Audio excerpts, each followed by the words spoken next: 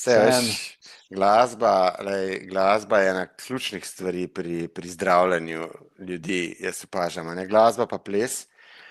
To sta dve stvari, ki sta nam nekako, sploh v tem spiritualnem smislu, res lahko veliko prinesejo, a ne. V glasbi, recimo, če govorim, sploh petje.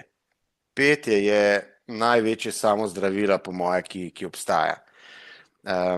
Petje je najprej to, da sam poješ, a ne, da sploh odpreš grleno čakro, pa da kaj pride ven, drugič pa, da tudi z drugimi poješ, oziroma celo za druge poješ, a ne.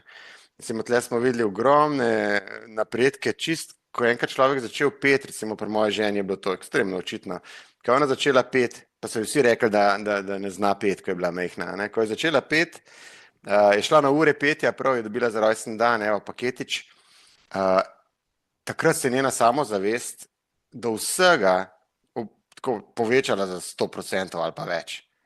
A veš, s petjem, samo s petjem, nič drugega. Da ne govorimo o vibracijah, ki jih glasilke dajo, pa samo zdravljenje tukaj noter, a ne.